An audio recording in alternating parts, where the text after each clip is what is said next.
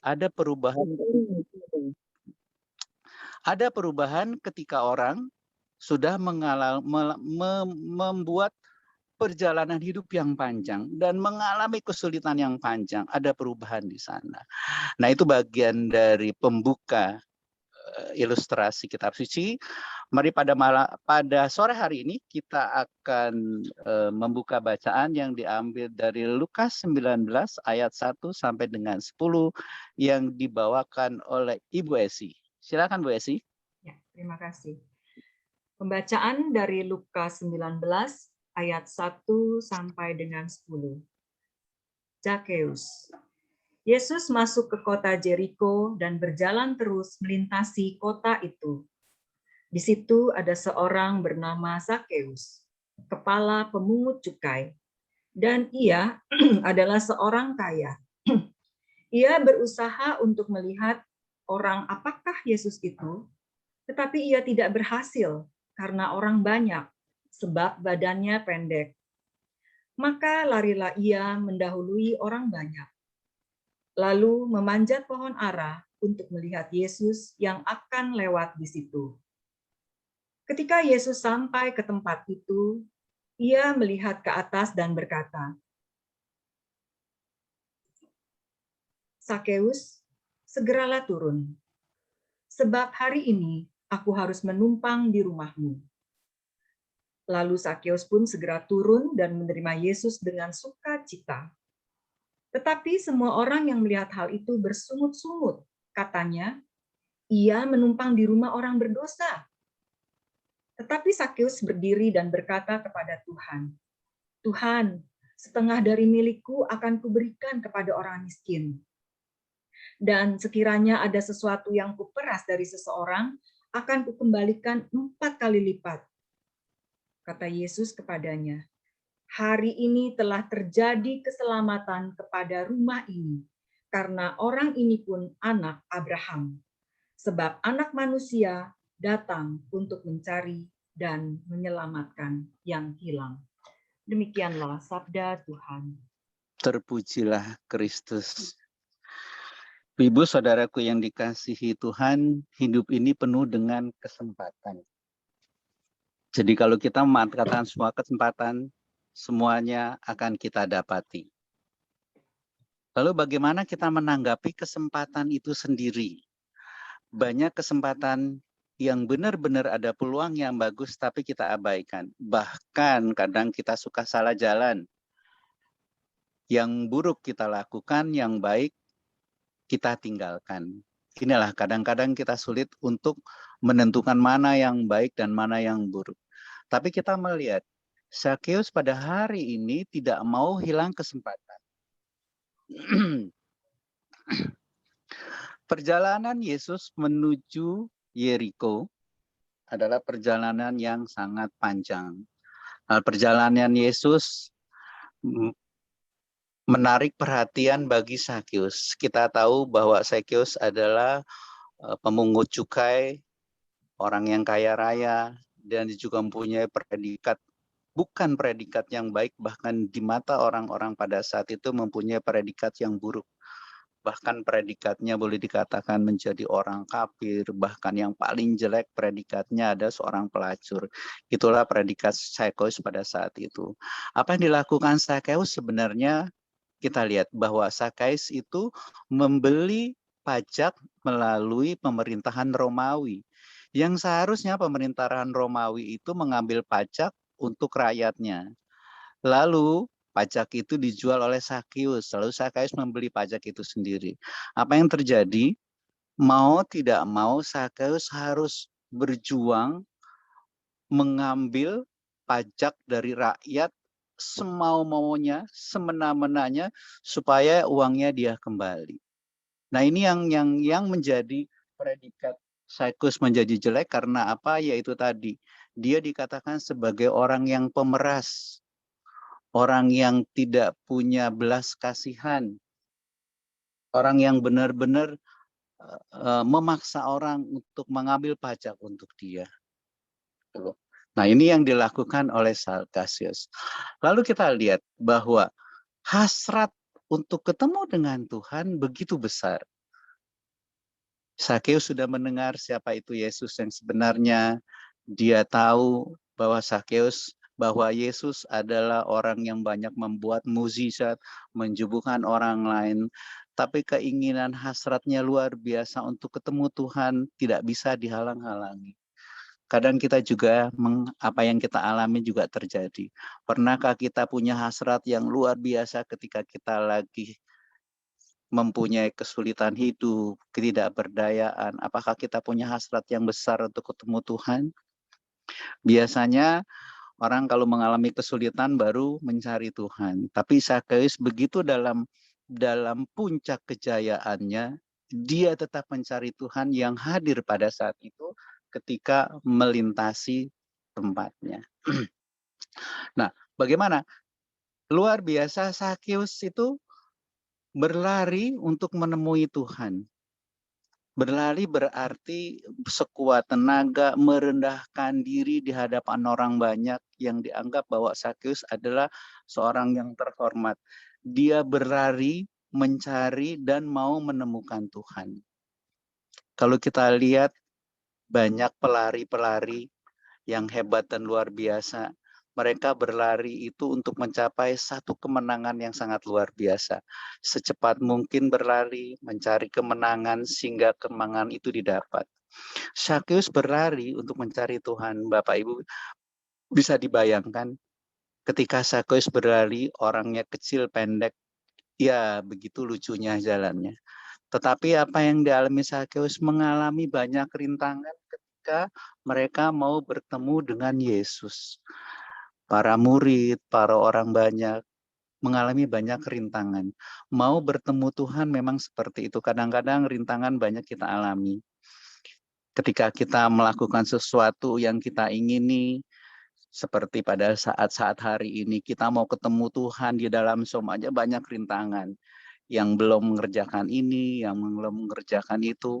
Lebih ketika misal sudah offline, begitu banyak juga kita mengalami rintangan mau ketemu Tuhan. Ketika kita mau berdoa, banyak permasalahan yang belum selesai. Ketika mau berdoa, ada yang telepon, ada yang datang, sama aja. Ketika kita mau bertemu Tuhan, banyak rintangan-rintangan yang memang harus kita hadapi, tetapi kita jangan nyerah. Sakeus berusaha mencari, berlari sampai akhirnya karena begitu banyak orang, sehingga akhirnya dia tidak bisa menyelip ke sana kemari, akhirnya Sakeus sempat naik ke atas pohon. Nah, ketika Sakeus sampai di atas pohon, lalu Yesus melihat dengan inisiatif, Sakeus turunlah. Bapak, Ibu, pada saat ini Tuhan berinisiatif yang lebih dulu untuk menanggapi Sakeus. Tuhan berinisiatif untuk menyapa Sakeus. Begitu hebatnya Tuhan kita Yesus Kristus, dia tidak akan mengatakan, "Hai Sakeus, orang yang berdosa turun. Hai Sakeus, orang yang sudah memeras turun." Tapi Tuhan bilang, "Sakeus turunlah. Hari ini aku akan tinggal di rumahmu." Nah, ini sangat luar biasa apa yang dilakukan Tuhan. Lalu Sakeus pun memenuhi janji Tuhan. Dan Sakeus menyediakan semua apa yang diinginkan Tuhan untuk ada di rumahnya. Nah, inilah Sakeus mengalami perubahan yang sangat luar biasa ketika Sakeus bertemu dengan Tuhan. Lalu apa yang terjadi ketika Sakeus dengan Tuhan? Apa yang dia katakan? Tuhan, jika ada yang aku peras, aku kembalikan 4 kali lipat. Dan separuh milikku akan kubagikan kepada orang miskin. Sakeus mengalami perubahan hidup yang sangat luar biasa. Dari orang yang menarik pajak, dari orang pemeras sekarang menjadi orang yang berbagi. Karena apa? Di dalam kehidupan Sakeus dia bertemu dengan Tuhan yang Maha Pengasih dan Maha Penyayang. Nah, apa yang dikatakan Sakeus? Apa yang kuperas aku kembalikan 3 kali lipat. Memang ini adalah tertulis dalam kitab Imamat, ketika orang mencuri atau menghilangkan 1 ekor kambing harus dikembalikan 3 ekor kambing. Nah, Sakeus sebenarnya sudah memenuhi janji-janji yang sangat luar biasa dan sudah memenuhi yang sangat berat yang dilakukan. Biasanya 1 ganti 1, ini 1 ganti 3 dan 1 ganti 4. Lalu Yesus pun memberikan keselamatan ganda. Hari ini akan ada keselamatan di dalam rumahnya. Nah, ini yang sangat luar biasa bahwa kita lihat orang berdosa punya kerinduan untuk bertemu dengan Tuhan. Nah, melalui Yesus, Allah menanggapi kerinduan orang berdosa. Orang berdosa membuka hati atas tawaran kasih Tuhan. Nah, Bapak Ibu Saudaraku yang dikasihi Tuhan, nah inilah perjalanan hidup Sakeus. Kita boleh belajar bahwa ketika Sakeus bertemu dengan Tuhan, berubah menjadi orang yang baik, menjadi orang pemberi, bahkan menjadi orang yang penderma di dalam hidupnya. Apa yang dilakukan sama Sakeus, pernahkah kita mengalami hal seperti ini? Apakah selama ini dalam hidup kita sudah bertemu dengan Tuhan? Lalu apa yang kita lakukan ketika kita sudah mengalami Tuhan yang hidup dalam kepribadian kita sendiri? Apakah hidup kita berubah? Ataukah hidup kita tidak berubah? Ya, kita berharap ketika kita mengalami kasih Tuhan, hidup kita akan berubah melalui perubahan yang tidak signifikan. Bapak Ibu dikasihi Tuhan, saya bersyukur saat saya menemukan Tuhan di dalam kehidupan saya. Berlatar belakang orang yang beragama Buddha yang tidak ngerti apa-apa, saya menemukan Tuhan di dalam diri Wulan ketika saya married sama Wulan. Itu Tuhan yang hadir pertama kali yang saya temukan. Lalu yang kedua, saya menemukan lagi ketika saya diangkat menjadi sekretaris lingkungan 1992. Dan sampai akhirnya, sampai hari ini, saya mengalami Tuhan, bagaimana Tuhan yang hadir dalam kehidupan kepribadian, di dalam keluarga, menuntun, membimbing, bahkan mengubah semua perilaku dan perbuatan. Inilah kasih Tuhan yang saya temukan di dalam kehidupan saya. Mungkin Bapak Ibu seperti Pak Anton dan lain-lainnya, Bu Kori dan lain-lainnya mempunyai pengalaman iman yang sangat luar biasa. Saya yakin bahwa dalam setiap orang Allah hadir dalam kepribadian hidup kita masing-masing. Kita berusaha masing-masing memenuhi kehendak Tuhan, apa yang Tuhan inginkan ketika kita mengalami Tuhan di dalam kehidupan kita. Nah, bagaimana kalau kita sudah mengalami hidup di dalam Tuhan? Artinya kita harus menjaga kepribadian kita, harus berelasi dengan Tuhan. Ada satu ilustrasi saya ingat ketika tahun 2018, ada pesawat Lion Air yang jatuh di Kerawang. Kita masih ingat itu sangat peristiwa yang sangat miris banget.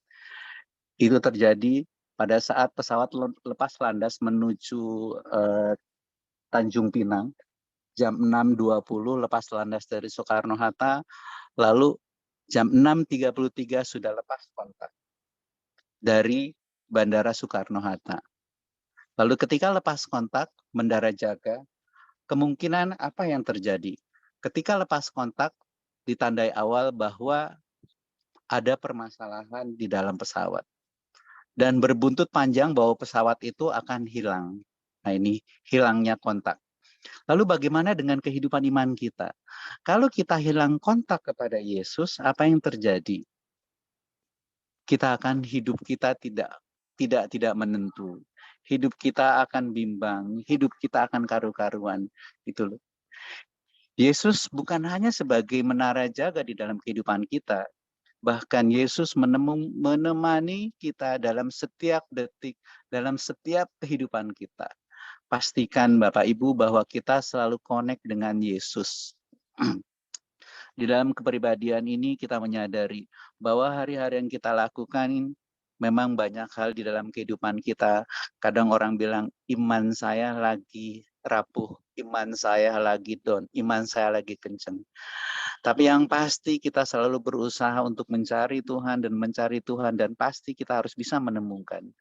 Satu yang pasti, ketika kita bertemu dengan Tuhan, ada kepribadian kita yang berubah di dalam kehidupan ini. Karena kepribadian yang berubah, kita bisa bagikan kepribadian perubahan itu kepada orang lain. Sama apa yang dilakukan si kakek. Ketika setiap hari dia membaca kitab suci, Tuhan hadir dalam kepribadian dia dan dia dirubah. Sakeus mengalami perubahan yang sangat luar biasa ketemu dengan Tuhan, dari seorang pemeras menjadi seorang yang berbagi.